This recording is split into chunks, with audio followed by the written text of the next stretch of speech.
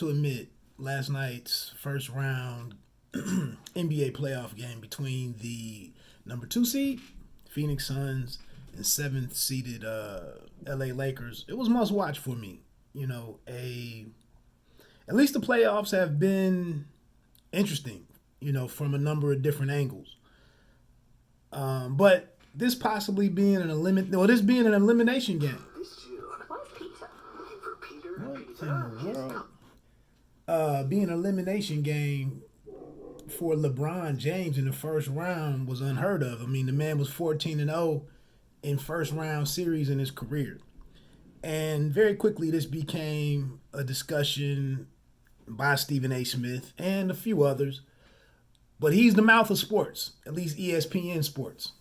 And he won out over most of the guys who are now over at Fox Sports to be the mouth of ESPN Sports. So therefore, he's kind of the mouth of sports, especially the NBA. But, the final was 113-100, 47 points from Devin Booker. The world's getting to see him now. I had to come back and weigh in on it. But Stephen A., it's television.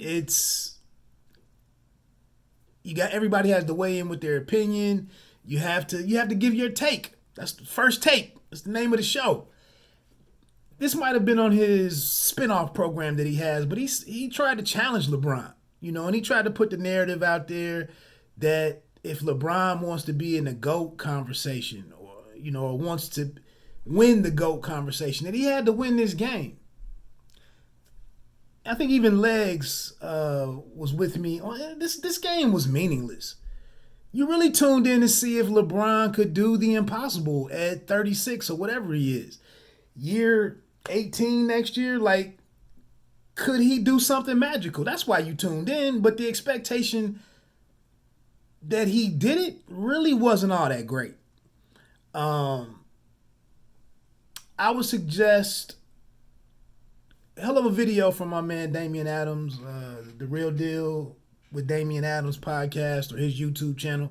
He did a good breakdown on a lot of things here and kind of what's been going on with LeBron for a while. I think there's that Jay-Z song about am I number one or am I the greatest? That's the argue of men. I think LeBron is cool with what he is and where the record books speak for themselves. His playoff production and the number of statistical categories that his name is in the top 3, the top 5. If you get to steals or something or whatever, or rebounds or whatever, there's nothing else to add. It's all extra from here. So for Stephen A., to come out and say that this is a defining game for him, not really. No more. I thought a week and a half ago or whatever, the 2 play-in games that Steph dropped, lost both of them to the Lakers and the Memphis Grizzlies. I thought those were more meaningful for him than this game was for LeBron James in terms of his legacy. Now, Steph is going to get more cracks at it. So that's, that discussion goes on. But here with LeBron, I think LeBron's basketball, the style of offense and play that he's brought with him as he's went to these different, at least back to Cleveland and now here in LA, it's not a lot of margin for error with his with the system that he runs. And the others just that's been a signature part of the talk around and looking at LeBron is his teammates haven't always truly been what I feel are championship caliber teammates.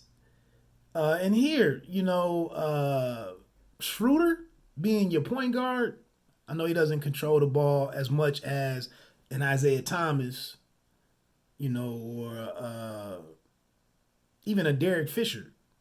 And, that's not really his role. But, to be relying on KCP, Kendrick Caldwell-Pope, who had 19 points last night, 7-11 7 of 11 shooting. But I mean, you got Gasol as your center. AD tried to give it a go. You know what happened there. But then we get down to Kuzma coming off the bench, only 2 points. Montrezl Harrell, the six man, reigning six man. They get that award out already? I think they may have. Last year's six man.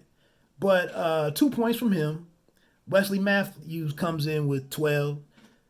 The Horton Tucker cat comes in with 12. And then Caruso, 2 points.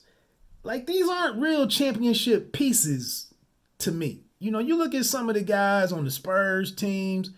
You look at what you saw up in Toronto for their 1 year as King of the Mountain. Just not a fan of and I think like Legler wisely pointed out, I believe it was him. This wasn't a team who was making it to the playoffs before LeBron and AD popped up. So this, I think LeBron coming to this situation was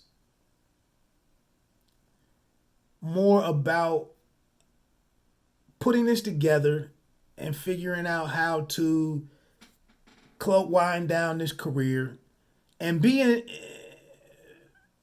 having AD in place, and then secondly being in a place where you could easily attract another key free agent or difference-making player or two simply because it's the Lakers organization.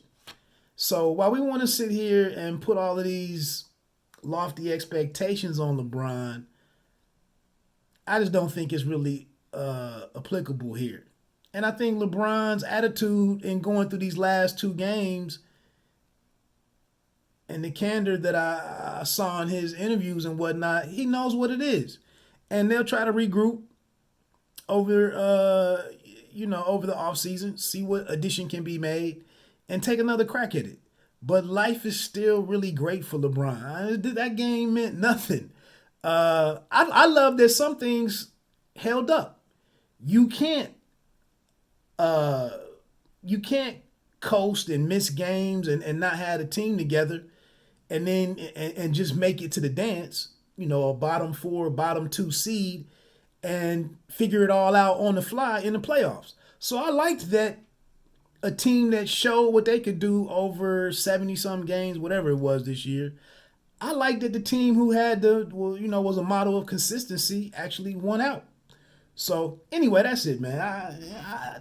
This is no reflection on LeBron James whatsoever, other than the guy is aging, and the Lakers front office really has to make some key moves to maximize the rest of the time that they have with LeBron on the team.